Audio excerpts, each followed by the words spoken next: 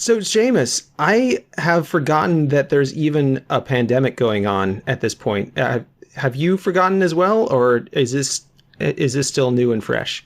You know, it's funny. I forget on a moment-to-moment basis, but it stays fresh in my mind because every few days my someone from my family calls me and goes, "Oh, Seamus, how you holding up?" And I'm like, same as always. But the fact that everybody's worried about each other sort of reinforces this general state and sense of unease. Also, it was kind of hard this week because it was snowing here in mid-April. Oh, wow. And I did get a little crazy. I didn't get crazy because I was stuck in the house. I was crazy because I was stuck in the house, and I really wanted fresh air this week. No. You have all like, the windows and stuff closed, right? Right. It was like 50, which is like 10 degrees Celsius. So, not super cold, but definitely not comfortable cold. And I actually just got so fed up, I opened the house for a little while. But then, that's an uncomfortable temperature if you're just sitting around the house and not out and about and moving. But yeah, it's not comfortable at 50. Right.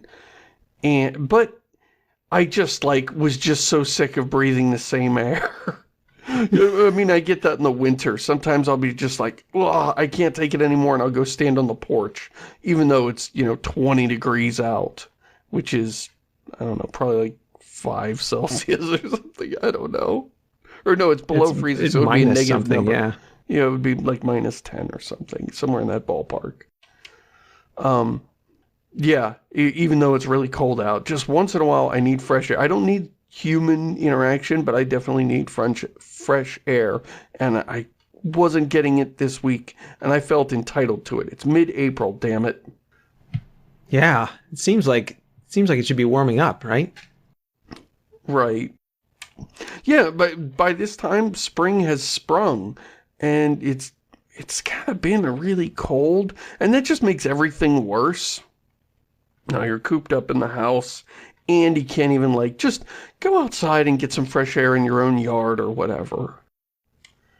It's just uncomfortable out. I wonder if it's because all the airplanes are grounded and CO2 emissions are down. That's probably it, I'm sure. I'm trying to balance it out, so I killed all my plants. just uproot them and toss them in the garbage. Right. It doesn't work, though, because when they decompose, they release CO2, so you can't win. All right, so I have a question for the listeners. Paul and I were talking about the show, and we were talking about how we're starting all these shows off with our pandemic banter, and how that'll seem, in 6 months, that'll seem super, super dated, because it's real current events. And then Paul asked the question, how many people listen to go through the archives, listen to old episodes? Do you binge? And so I just want to throw the general question out there. Do you binge this or any other podcast? Like, if you do, what's your use case like? Do you download 10 episodes for, a long trip you're going to take? Or, you've got a job somewhere where there's no internet, so you squirrel away a bunch of internet on an SSD and then consume it when you get there. I'm just curious, how do people consume podcasts other than the obvious case of listen to it when it comes out and then never think about it again? Because I can imagine if someone got a podcast they really liked, not this one obviously, but some other high quality podcast. Right, a good one. Yeah, an entertaining one, that they would put it on where they're cleaning the house or something. And then if it's only an hour long and you clean the house every day for a couple hours, I don't know, your house is really clean, then you'd need to start going to the back catalog right. to get material, right? Right. Yeah, I can't imagine binging on podcasts like that, but I don't know. The only podcast I listen to isn't even a pod. It's Joe Rogan, and it's not all the time. It's just once in a while he'll have somebody really interesting on his show. And I'll be like, and I don't treat it like a podcast. I don't like put it on a mobile device and then go out for a jog. I sit there and I watch it on YouTube. So is that really a podcast, or is it just an interview show? I don't know. I want to say something about Joe Rogan, but I can't think of anything that's not political, so... Oh, yeah, I wasn't thinking about the political dimension to his show. I really kind of discovered him right about the time he had Carmack on, and he had a couple other people I thought were really interesting. And yeah, the Carmack interview was really fun. It was really good, yeah. Because most of the time, he's interviewed by highly technical people, and Joe Rogan isn't a dummy, but he's not like a technical wizard. And so it's interesting the kind of questions he asked him about and the avenues that they explored. I do think Carmack is really good at, you can walk, I've heard people talk about this, people that interview him. There was a journalist out there that told this story. He was told, oh, you want to talk about this? You know, he's doing some pre-release stuff for a game he's supposed to be covering, and he needed to talk to Carmack. And they were like, okay, his office is over there. The guy walks in the door, and Carmack just pivots in his chair to face him, and then just waits, you know, doesn't do the normal social thing. Hi, you know, what can I do for you? He just pivots and waits quietly for you to ask a question. And he's like, oh, I wonder. And then he's like, okay, I wanted to know about topic. And then John Carmack talks for 5 solid minutes on topic, tells him everything he knows in an appropriate level of complexity. And the guy was like, all right, that's all I need. And Carmack nods, and he pivots back to his monitor and starts coding again. Just like, he is more like Data than Data was. Like, that's right. That's what the character should have been like. Not, oh, how I wish to be human. It's just sort of like, what? I'm fulfilling my purpose. Why do you expect me to be social? An interrupt? Okay. Feed me the prompt. I think that's, and he's really good at that. Anytime Joe Rogan asked him a question, he could just talk for 10, 15 minutes on this random topic and have lots of interesting things to say, stuff that you didn't know. It's not just like, oh yeah, everybody says this. It's all like this unique information that I haven't heard before. Such a fascinating character. I'm kicking around the idea of doing a video on him. You should invite him on the show. That'd be too terrifying. I mean, who knows if he'd say yes, but that would be awesome. I'm not ready for that level of responsibility, because the only thing worse than, I mean, sure, it'd be nice to have somebody that high profile on my show, but imagine doing a bad job of it. That's my fear. Get that golden opportunity and you blow it. You just got to keep doing the same thing. You can't try anything new in case you fail. Right. Just like Receiver, because now there's Receiver 2, and it's exactly the same as Receiver 1, only the same. It's like Receiver, only more so, but not too much more so. Yeah, a safe level of more so. So I liked for those who haven't played it, Receiver was this super technical gun game where you'd get one, you know, instead of the typical shooter thing of, okay, here's my pistol, my SMG, my shotgun, my assault rifle, and, you know, my specialty weapon. Grenades and the rocket launcher. Right. And I've just got them all in my back pocket. You can fit them in there if you get one of those really slim phones. That's the mistake people make. They get those big fat phones. No, if you want to fit all those guns back there, you need one of the really slim smartphones. You gotta save space. You can't have the extra wide. You can't, a tablet and a rocket launcher, it won't work together. Right. It's classic newbie mistake. So In Receiver, you have one firearm. It is a pistol, but you actually have to know how it works.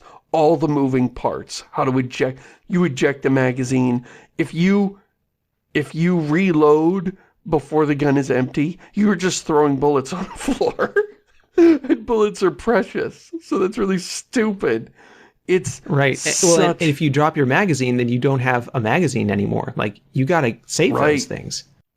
Right. Oh, yeah. You have to save the magazine.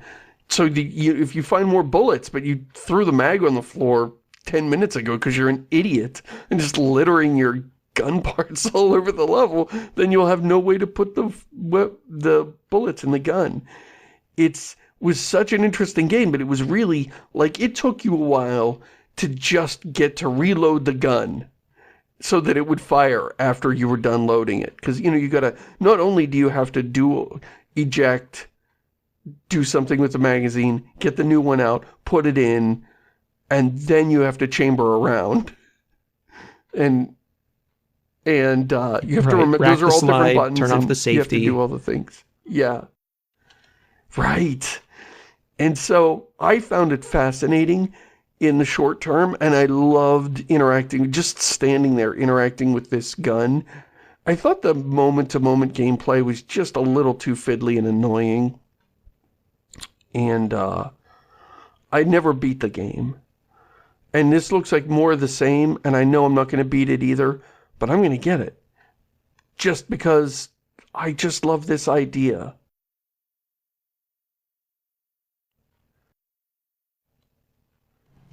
And I think, I don't know if it was in Receiver 1, but Receiver 2 now has negligent discharge, where you can accidentally fire your gun if you don't draw it carefully and stuff like that. Wow, what do you have to do to not... Do you have to press a button to put your finger on the trigger? No, but you have to hold down the draw gun button until it's fully drawn to, quote, draw it carefully, unquote. Oh, so if you just tap the weapon like you're in a regular first-person shooter, then you'll just bring it up and just fire at your foot or something. Yeah, you can shoot yourself on the foot and you take damage. If you die that way, it demotes you a whole level. Oh, I love it. I'm looking forward to it. The trailer is out now. It's just like the first game. It's about collecting cassette tapes that you probably don't care about and are just filled with sort of vaguely mysterious nonsense, is how I would describe them. Yeah, it's kind of a weird... they're like flavor pieces, but they're kind of gun-related too. Right. You're called the Receiver, right? Like, the gun has a receiver. Yeah, I think it's like a class of people is like the receivers. Right, you are a receiver, and so you have to collect the tapes to learn what to do, and you're fighting automated drones. Now that makes it very impersonal and very mysterious, like your enemy doesn't have a face, so you don't know what you're up against. But the other thing that's really important about that is they require no animation. No rigging. Yeah. It's a static model. I mean, if maybe it has a spinning propeller blade, but no... You're not rigging skeletons in this game. This is what you get if somebody's like, okay, here's the bare minimum number of things you can do and still make an interesting game. And I love exercises like that. A 3D shooter. Yeah, well, and it's about guns. It's not about people. It's not about fancy animations. It's not about mocap. It's about guns. And it's laser focused. Right. Even though there are no lasers in the game. Right. Well, you can see a reflection even in the game, like your character's reflection. I didn't know that. You show up as a target silhouette. I did not know that. One thing that's different about Receiver 2, Receiver 1 was kind of, it wasn't untextured, but it was kind of a very repetitive texture job. And the new game feels a little more detailed and a little more... It looks like there's furniture. You're not just walking around abstract environments. And that's kind of welcome. It feels more cluttered, more lived in. So here's something people that listen to this show probably don't know is that our last episode probably took us... Oh, it took us so long to record. We had to keep stopping because your mic kept... What was going on with your mic that you kept cutting out? Please explain that, and explain why it says Paul fixed his mic in the show notes. I want to hear this story.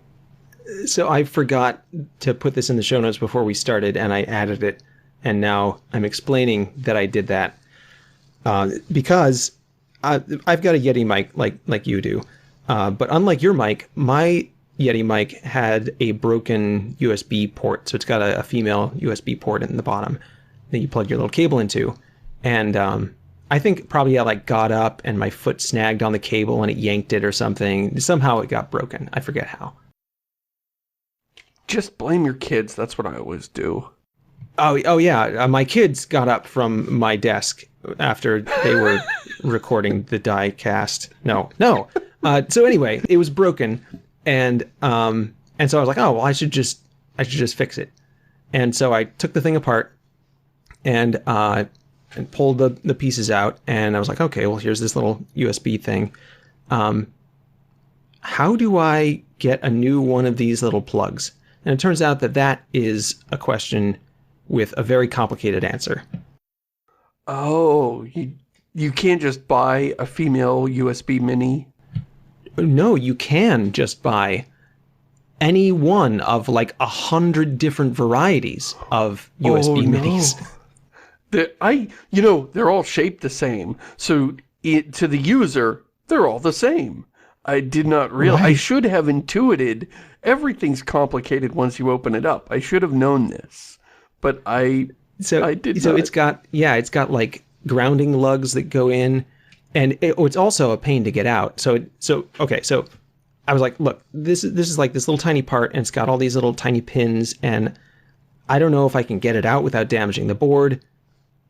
I don't know anything about how to figure out what exactly this part is. I'd have to take measurements and figure out what the pinout pattern was like, and it'd just be a huge pain. So instead, I took a screwdriver and kind of pried open the back of the little USB port, and then I took some tiny little wires and I soldered them onto the contacts, and then cut the end off of the USB line, drilled a hole in the case, and stuffed the USB line in, and just soldered the wires directly onto the USB port, like the fractured, exploded USB port that I had exploded. Your kids exploded. I did. I exploded this one on purpose, to get at it so I could connect the lines. Right. And so I was feeling pretty proud of myself. I'm like, all right, I fixed this thing. Sweet. And it even worked, and so I stuffed it all back together and put some hot glue on it, to keep the cable from moving around too much, and hot glue is hot glue, which is the modern day sort of baling wire. Right that's exactly it, the modern day duct tape of repair. I don't know, is it good? Well, just stick some hot glue on it and assume it will be. Right. So that was months and months, maybe a year or two ago.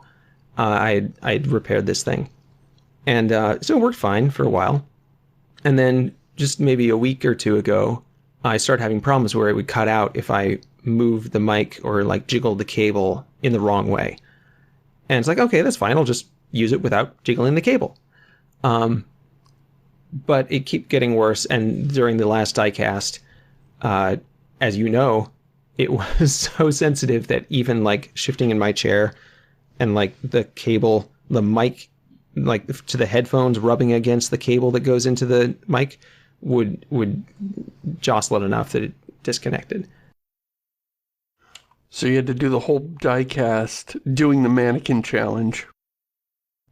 Right. Yeah. And even, I would move without thinking about it, and it would, anyway. So that's that was unworkable. So that night after, well, or maybe the next day after doing the diecast, I pulled the thing apart and looked at it, and I'm like, man, the contacts all seem to be good still. I don't know what's wrong with it. And I plugged it into the computer and it worked. And it's like, all right, cool. I guess it's fixed. It fixed itself. Put it all back together, tested it. Great. Worked great. Cool. The next day I was going to make a video about something and plugged it in. Mic dead. The light turned on, but it would not connect to the computer. So then I had to actually fix it. But luckily you've been stuck in the house, so good timing. Right. Well, yeah, kind of. I don't know. I still, the company I work for is still open for business, so I actually do have to like have a full-time job and work all the time. But after hours, I did pull the mic apart, turned up the temperature on my soldering iron. I think the Yeti mic is made with leadless solder, which basically means that the solder is a higher temperature solder, so you have to get your soldering iron hotter to melt it, which I think was the problem last time when I was trying to get it out. It wouldn't melt the solder all the way. So anyway, jacked up the temperature on my soldering iron, just ruined that USB plug getting it out. It was just wrecked. And then I took a bunch of little tiny wires, stuck them in the little holes, looked up the pattern for a USB port and like which wires go to which wires, soldered them all back together, hot glued the snot out of that thing, and put it all back together. Nice. So now it works because there's even more hot glue than before. That's and also what did maybe it. because I did a better soldering job. You should have just added hot glue in the first place. Just squirt it right in the hole. Yeah, there's that empty USB hole. I just stick that hot glue gun right up in there, just pull the trigger until it stops running. If it's not working, it means you haven't shot enough hot glue in there yet. Vitrify the entire interior. Just keep doing it until it starts oozing out of the mesh in the top of the mic. Oh no! There's actually a baffle there. There's like a big plate, so you couldn't. That wouldn't actually happen. Oh, you've ruined my dream.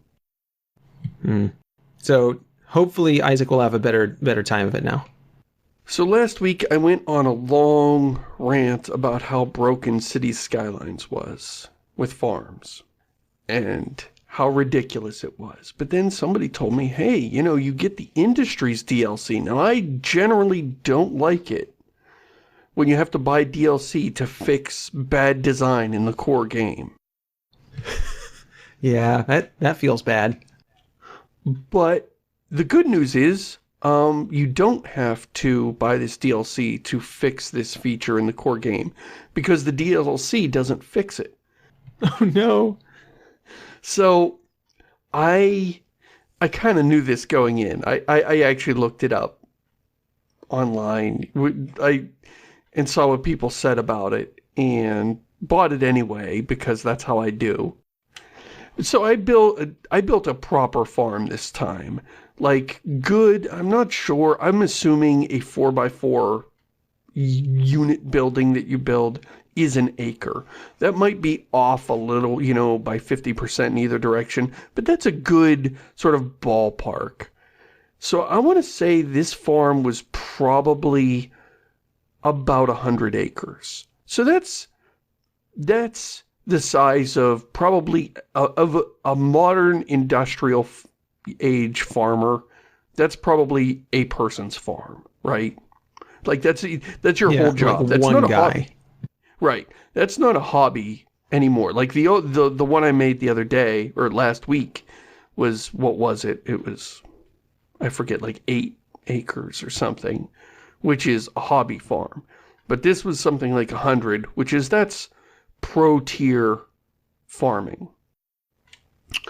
This had hundreds of employees, and every building started generating 18-wheelers. Multiple 18-wheelers. It was bumper to bumper, downtown Manhattan, 18-wheelers. All through the farm. It was ridiculous. I will post a screenshot. It was, I mean, it's really stupid and frustrating and broken, but I was still laughing just because of the sheer absurdity of it. This game has a feature where they didn't implement parking for the game. They were like, oh, we'll just abstract them out. So people just pull their car out of their pocket. They just suddenly, when they touch the street, they'll turn into a car and drive to where they're going, and then their car poofs away. And that's fine. This is more ridiculous to me than that. This generating, sorcerer's apprentice levels of just infinitely spawning 18-wheelers is just so ridiculous. But I did find a mod. And I think it gets rid of 90%, like 9 out of 10 of the trucks. Oh, and it doesn't reduce the workload? No, it also cuts down on the number of employees. Not too much, but it brings it down from completely farcical to merely ridiculous. And this number of trucks is now, I think, about 10 times what makes sense. So in the base game, it's generating 100 times more trucks than what would make any kind of sense, even during harvest. Probably using 100 times more people than it would really need. Right. And it was completely ridiculous. And this mod, sort of, by dividing it by 10, it's still off by 10. That's how ridiculous it was. I mean, when you picture a farm, a proper farm, it's, usually one guy driving a piece of farm equipment along the road. There's a tractor pulling some sort of device. That's the job. And then once in a while, at the end of the season, some 18-wheelers show up and clean out the silo. So this whole thing of an 18-wheeler has to drive it from the field to the silo, and then from the silo to the cargo. I had I had 2, for that farm I just described, I had 2 freight train stations.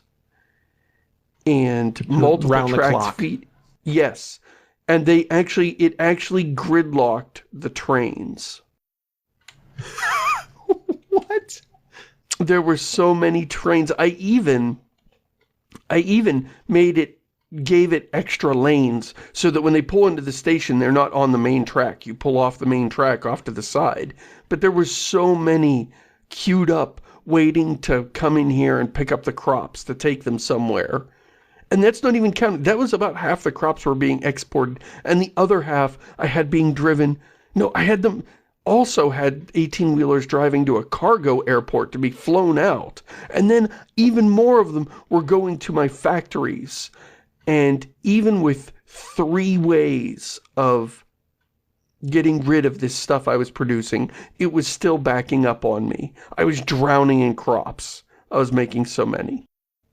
So, in defense of this Industries DLC, it's still comical and broken, and I'm not sure anybody at Colossal Order has ever seen a picture of a farm.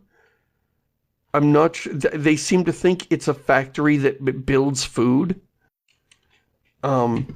Maybe they're like using D&D rules, and they're just like all those workers are clerics casting plant growth or something. Create food every day, just constant create food over and over again.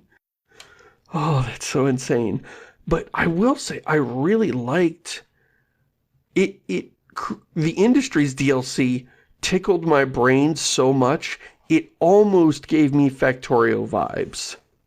Because you now produce, like, you take crops and you feed them to animals. You take the animal products and you take them to this bakery. And the bakery will combine that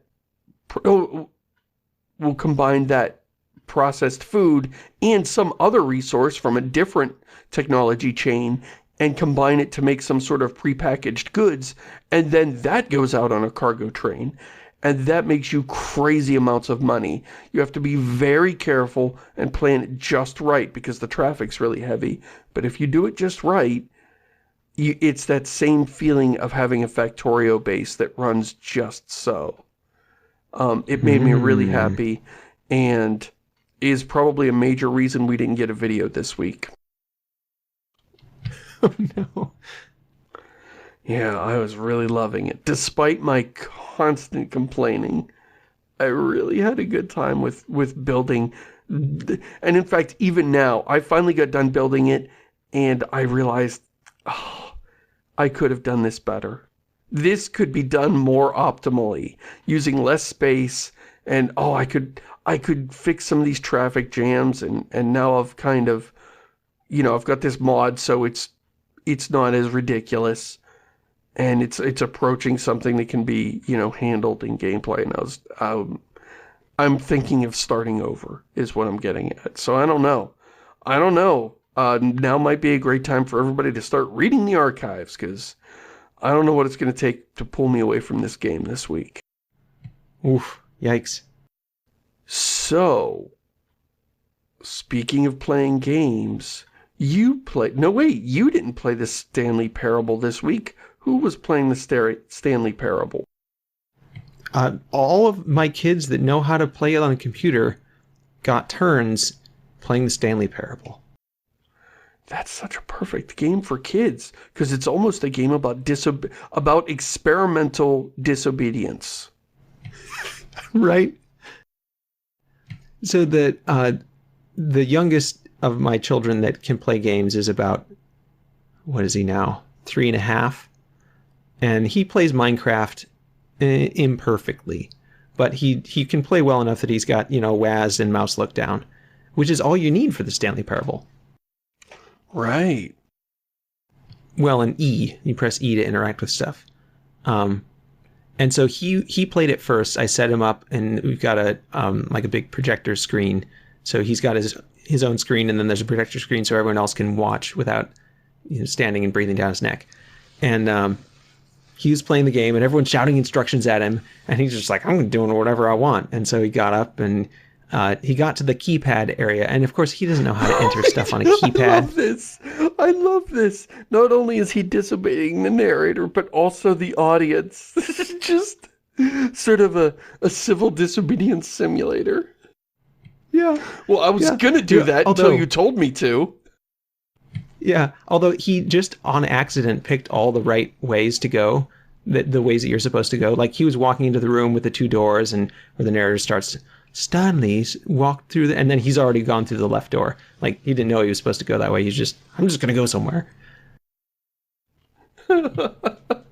So, anyway, he gets to the keypad, and he doesn't know how to enter the number, and he doesn't remember the number that he says. Like, the narrator tells you the secret code that you couldn't possibly know, and he doesn't remember it long enough to enter it in. And even if he did, he didn't know where the keypad was. He was just like wandering around. Oh, this is a nice room. Let's look at the couch. Let's look at the clock.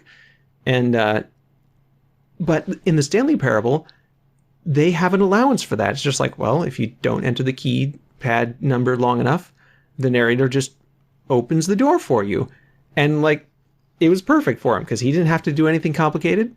And, the story kept going. Huh.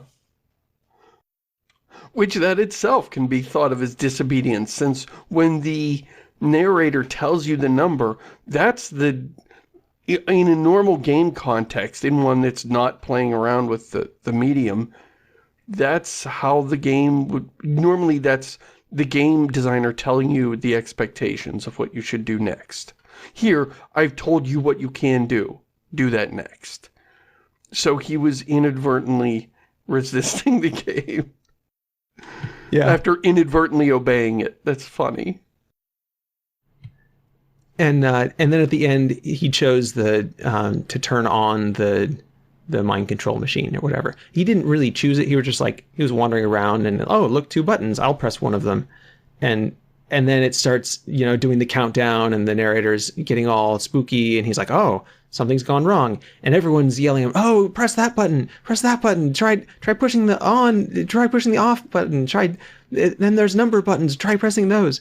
And so everyone's telling him, try press all these buttons, and he's wandering around, just looking at stuff and randomly bumping into things. And And everyone else is like, "Oh no, the bomb is gonna explode," and he's like, "I don't care, whatever. I'm just playing this game." So it was like this third tier of, you can do what the narrator wants, or you can intentionally disobey him. But he was just like helplessly oblivious to what was going on in the game. It's like this a whole other level of remove. That's amazing. Is there, here's a question, is there a way out of that that isn't dying?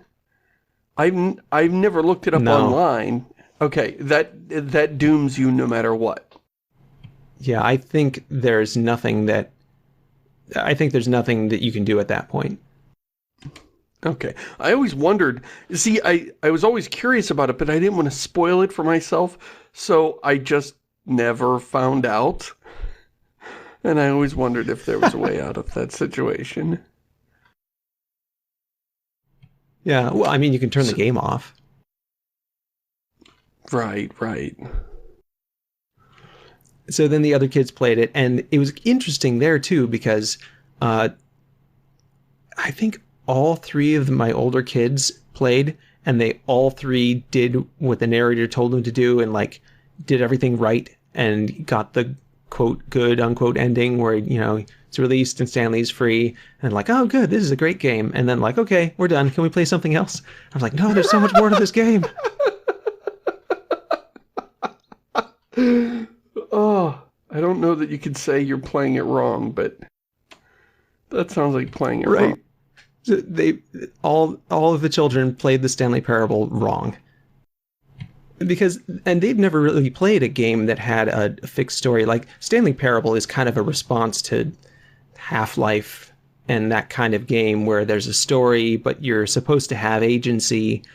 And they've never really played that. They played Minecraft, where it's just like, you just wander around and do stuff, whatever you want. And, right. And Slime Rancher and things like that are very, very light on the story, if they have a story at all. Right.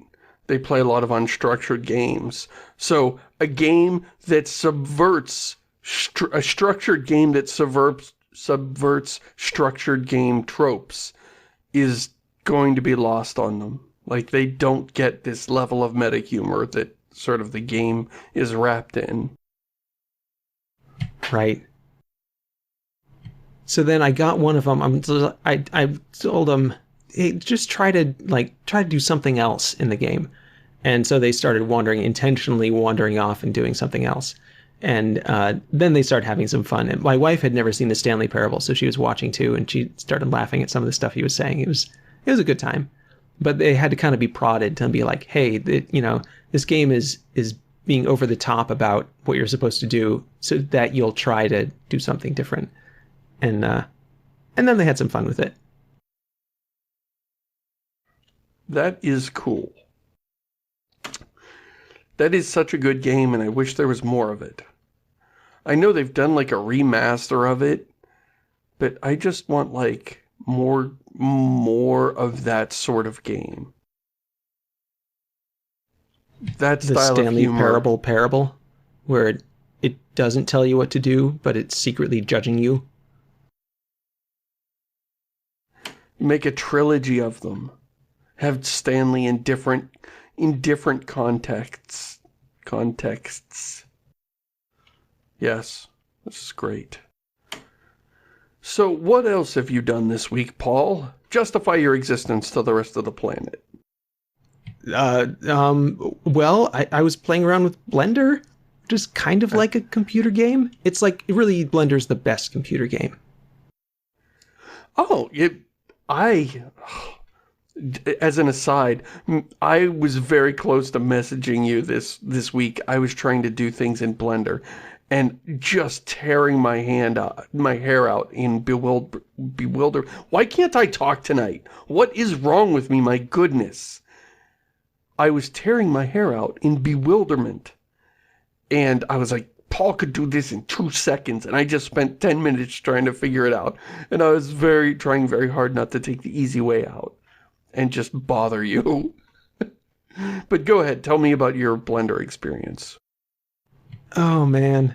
So as an aside to your aside, like, doing stuff in Blender is is like that for me too a lot of the time, where I'm like, I know there's an easy way to do this, and maybe I've even done this before, but I don't remember how I did it. And like, for me, the easiest way is just to swallow my pride and look it up on the internet and like Google it, because there's almost always an easy way to do the thing you want, and it's just like, it's such a complicated piece of software that burdening yourself with the onus of having to figure it out yourself is, I don't know, for me it's unreasonable. Right. Well, yeah, when you're really new though, you don't even know what the thing you want to do is called. Yeah, so yeah. It makes it hard to search for help. That's what really I understand. got me. I kind of want to hear what you were doing. Oh, when I was working on the... I talked about getting ray tracing working in Unity. Before I got the BSP loader working, I just wanted to import a model I'd made myself. Oh, sure.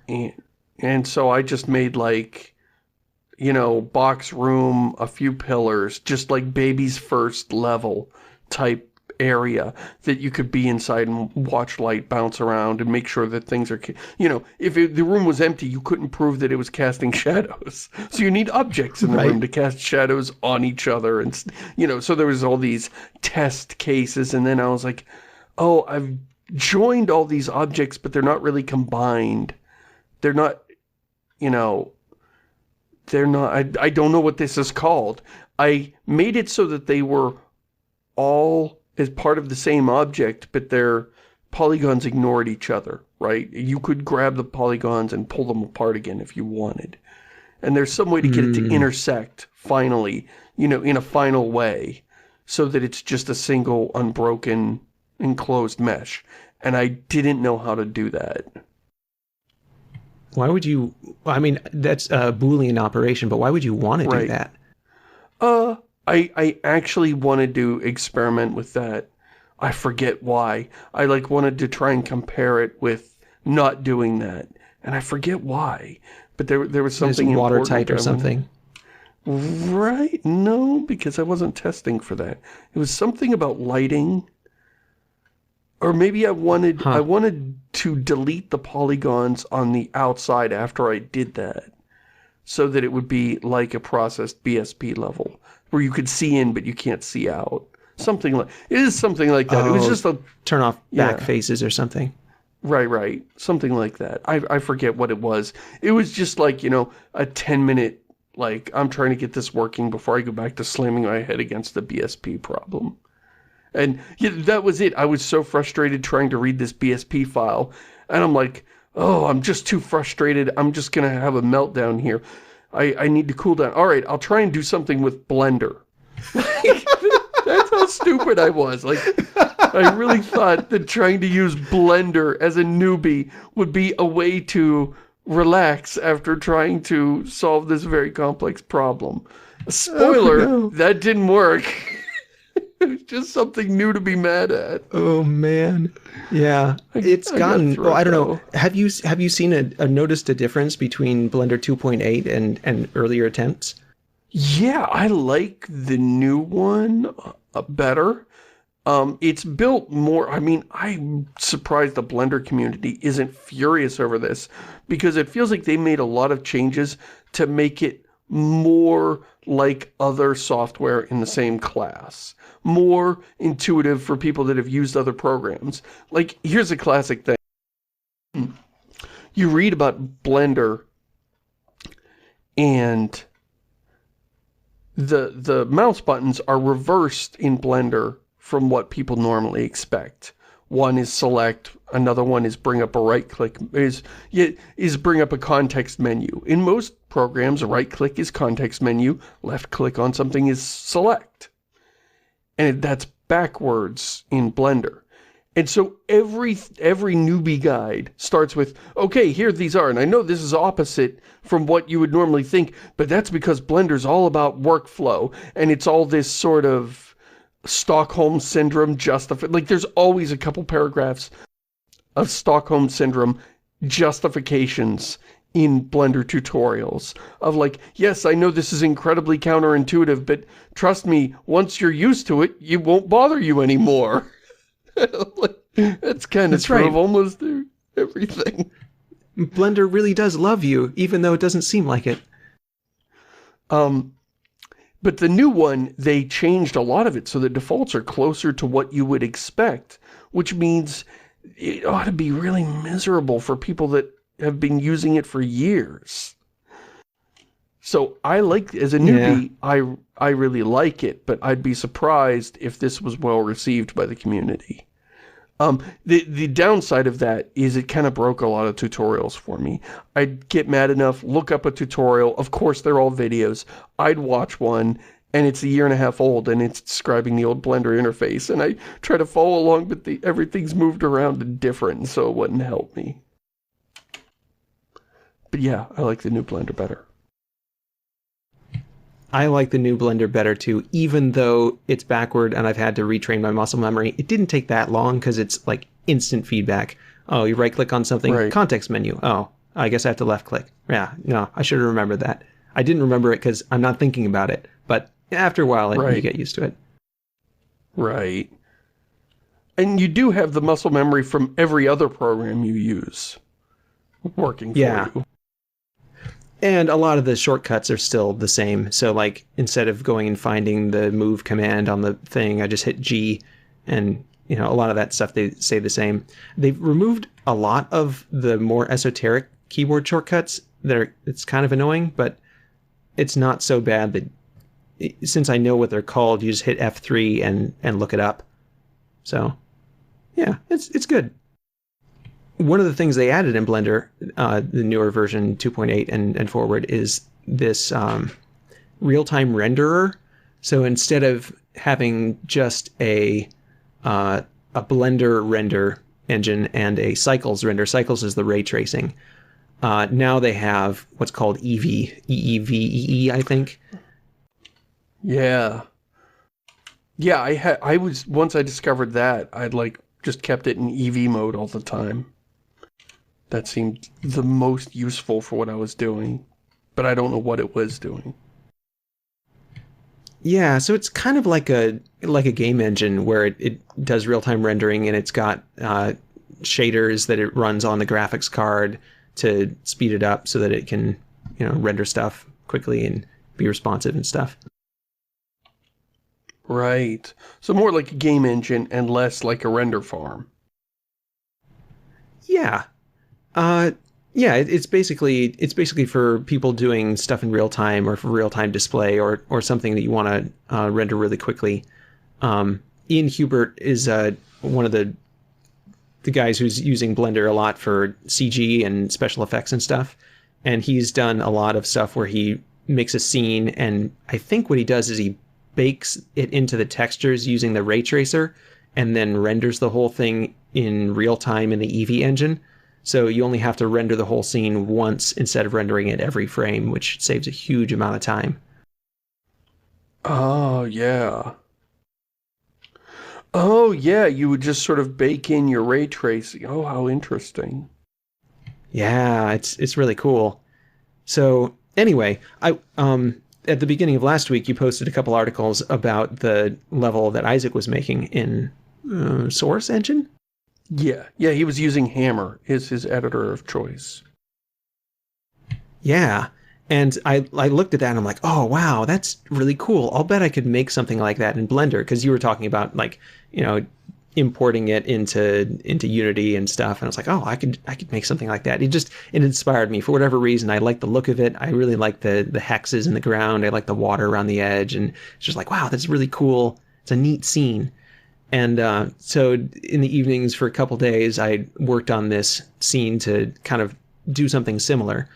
And I kind of got sucked into making procedural textures, where if you see in the scene that Isaac made, if you look closely, you can see that the textures are tiled. They're not one big texture; it's a whole bunch of small textures, you know, repeated over and over. Right. You have a video of this. I will post it in the show notes for those that are curious. This is filled with interesting... I don't understand what you're doing, but in the video you make a lot of interesting images. It reminds me of Art and the Computer, which is a book I read when I was like 16. It was the first time I'd ever seen CGI images. I talked about it in the in my autobiography. Maybe I'll link to that if I think of it.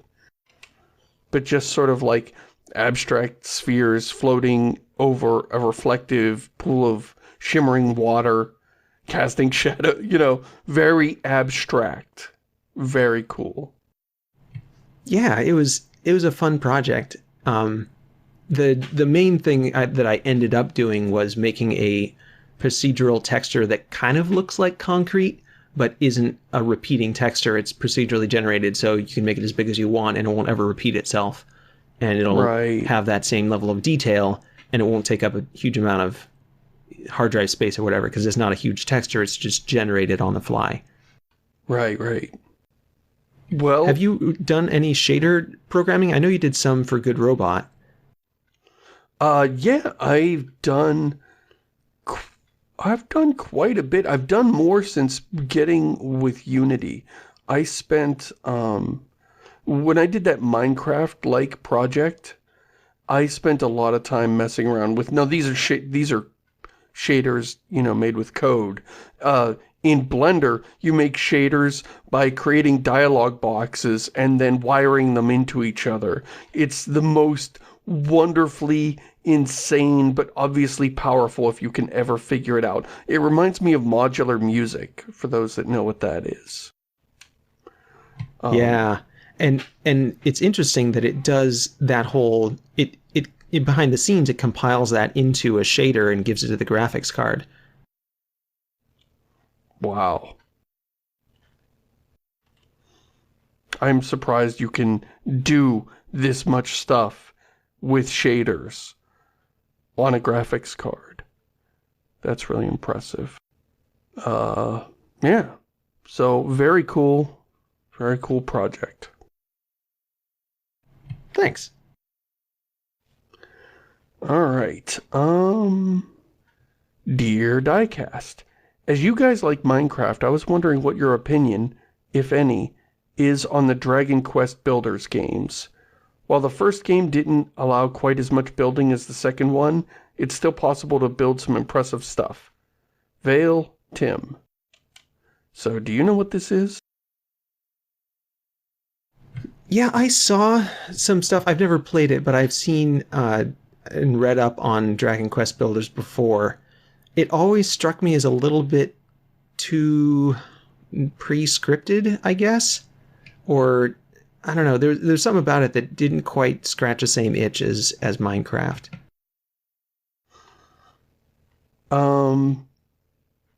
Yeah, I've just heard about this now. Apparently this game's a big deal, but I've never even seen the trailer until this moment.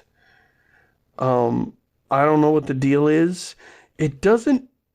Yeah, the last thing I want from Minecraft is more structured activities. So I'm not sure if I'd like this game or not. Yeah, that was the drawback for me too, is it's got this whole... there's nothing wrong with a role-playing game system, but it's got this whole role-playing game system that's built in this world. And then the voxels, I think, are more a graphical style than they are a tool to allow you to do stuff. Like, you can still break things, but there's a lot of restrictions on it, or it's not the primary way you interact with the world. The primary way you interact with the world in Dragon Quest Builders, as far as I can tell, is by doing quests and running around and killing monsters and things. And that's great, but I don't know, like, the altering the world part is the part that I enjoy. Same. Also, it might have NPCs. Oh yeah, it's got a lot of NPCs. Yeah, and that's like, there are other games that are better suited for that. Yeah, so, like I said, yeah, I've never played it, and maybe it's great, but it's never looked like it would appeal to me, so I haven't tried it. Also, it's $60 friggin' dollars. That's a lot. Yeah, you could buy 3 copies of Minecraft for that. Exactly. That's what I was thinking. Wait, a game with more freedom is a third the price. Yeah, you could play it with 3 of your friends for the price of playing Dragon Quest Builders alone. Right. So I don't know. It might be good. Maybe I should try it, given how much I like Minecraft. Maybe I ought to try it, but I don't know. Dear Diecast, there's a cyberpunk city building game called Industries of Titan, now out in early access. I don't know much about it yet, but I thought it's something that may be up your alley. Regards, RFS81. This, how have I never heard? I just watched the trailer before the show started, and I'm not totally clear on what the game is. It calls itself a city builder. So I was like, oh, okay, Sim City, but you're on Jupiter's moon Titan, and it's cyberpunk. That sounds cool, but then it showed a bunch of dialogue, and there was combat between some ships, and I'm like, it's acting like an RTS. So, I don't know what this thing is actually. Is this an RTS or a city builder? I don't know. I'm going to play it because it's cyberpunk, but I have not heard of it until now, and I'm very interested in it now. Yeah, I don't see very much city building going on. Right? I see nothing in any of the... There's the teaser trailer, the real trailer, and the combat trailer, and I didn't see any city building in any of them. Like maybe this is more a city builder in the way that, like, Rise of Nations. Well, okay, I'm building, or, you know, Civilization as you build cities, but it's not a city builder game. Yeah, it looks like there's interiors of the buildings too, which is awesome, but it seems a little unfocused, maybe? Right? Am I building on a citywide scale, or am I doing combat on, like, a sort of ground level scale, or am I going into buildings on a personal scale? There's a lot of different scales at work here. And I'm not really sure what this game is or what it's trying to do, even after watching the trailers. Yeah. On the other hand, if it can be an engaging experience at the walking around on street level and on the building ships flying around level and on the whole city level, that would be amazing, and I would be totally into that. But I don't know if it is. Same. So, it's got my curiosity. It's probably going to get my $60 or however much it costs. Alright. Dear Diecast. Hi, Seamus and Paul. Have either of you ever traveled overseas or abroad? I'm not sure what they call traveling to other countries in America. Those are both correct. Also, completely unrelated question. What is your favorite bounded region in three-dimensional space? Thanks for making such a wonderful podcast, and hoping you two keep up the good work. Hoping you're all well, Henry. So, I've never traveled overseas. In fact, the term traveling overseas, I always thought that was an Americanism. Because, like, it means traveling to other countries. But only in the United States. I mean, unless you're living on an island nation, you don't generally travel over a sea to get to another country. People in Germany don't call it going overseas when they visit other European countries. Yeah, unless they're taking the very long way around. But in England, right, like going overseas means visiting another country. And we speak English, right. So I think it's probably where it came from. Right. Yeah. So you've never been outside the United States? Right. Well, the problem with that is I would go to other countries, but none of them are inside my office.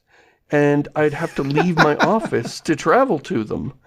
And to answer the second question, my favorite bounded region in three-dimensional space is my office.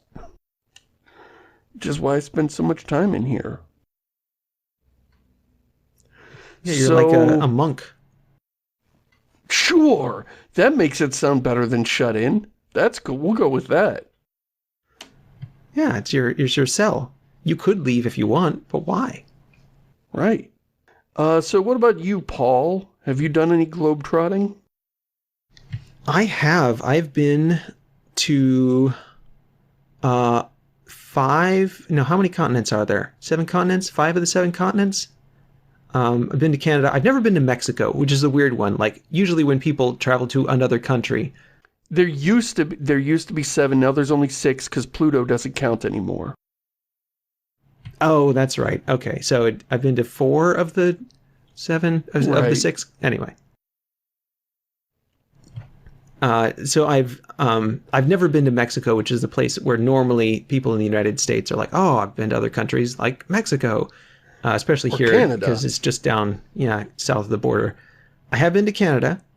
Okay, to be fair, on my honeymoon, I was briefly in Canada for 3 days. Hey, there you go. Falls. Yeah. So yes, I have traveled around the world to a place that is indistinguishable from the United States where we were.